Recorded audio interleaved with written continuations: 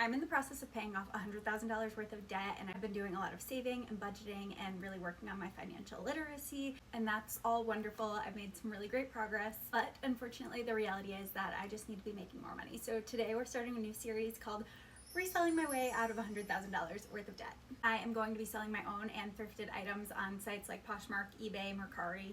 Just for context, I'm not totally new to reselling, but it's been literally years since I've done it with any sort of consistency.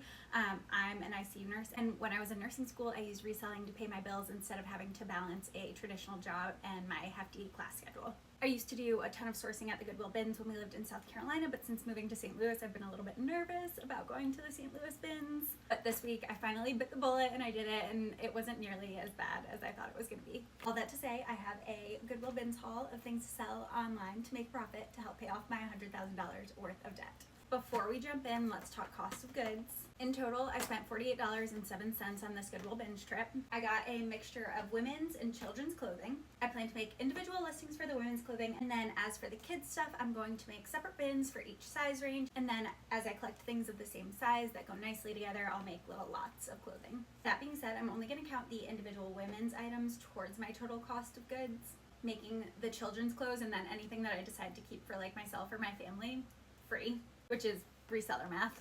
So as far as individual listings go, there are 30 items, which brings our cost of goods to $1.60 per piece. Let's get into the haul. First are a few things that I'm going to keep for myself. I was considering selling this vintage EXO kind of like baguette bag. Problem is, it's got like a little bit of like almost musty moldy smell to it. It's just stunning, so she's mine. Next is just this little Old Navy active tank top. I love Old Navy activewear and it's in perfect condition. I hit the expensive swimwear jackpot. I'm gonna list most of it, but found this Monsey one-piece swimsuit in my size. These are pricey. This retailed for over $100. I obviously washed it and tried it on and it fits like a glove. Same brand.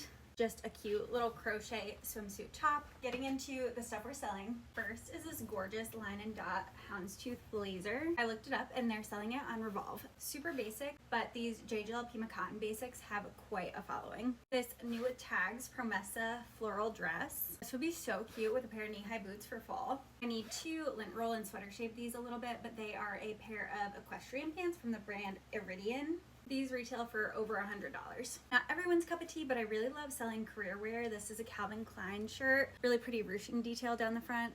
This little altered state boho top. It's giving free people. This emerald green Eliza J dress. I found these butter yellow sweat shorts from the brand Arula. They're a really nice plus size brand that went out of business. So people are really searching for their things on the secondhand market. This is a children's item, but I do plan to list it individually. It's a pair of spider snow pants. The pattern is just so fun, and these can go between like $50 and $100 depending on the pattern. This new with tags, cupcakes and cashmere midi skirt.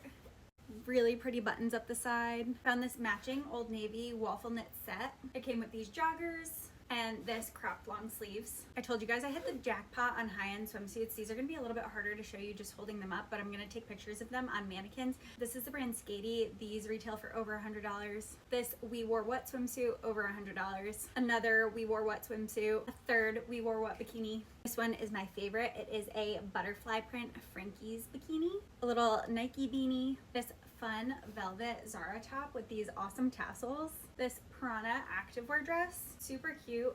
Love the little backstrap detail. This Urban Outfitters tank top. Love the ruching. It's got this little spot here, so I just need to spot treat that. This Lush dress. This would have been so perfect for the 4th of July, but they sell these at Nordstrom. I need to steam it, but how gorgeous is this Umgee kimono? Obviously, Target pieces don't sell for much, but they have a good following, and they've always been good bread and butter pieces for me. I thought these sleeves were so fun. Obviously, this one needs a good steam too, but it's just a new day from Target. Speaking of Target, I also found this really pretty satin peplum v-neck open tie back top. Also a new day. This cute little Victoria's Secret kind of burgundy bralette. These cut from the cloth denim shorts. They need a little steam, but they're in otherwise perfect condition. This Vince Camuto sweater is such a fun bright pink and so soft. This will be a little bit trickier to show you guys, but it always baffles me when I find things white in the bins that are in great shape. This is like a bridal dress from JJ's house. Look how stunning those buttons down the back are. So stinking pretty. This new with tags little Mac Studio skirt. It looks like it retailed for $78. It's also this really nice like linen-like material. And then this new with tags Eloquy crochet dress. How stinking fun are these tassels at the bottom? And then this whole big bag is full of kids clothes. I'm not gonna go through that in this video, but I will do a separate video talking about what I plan to do with these. Let me know what your favorite piece was down below. I gotta get to listing. I will see you guys next time. Mwah, bye.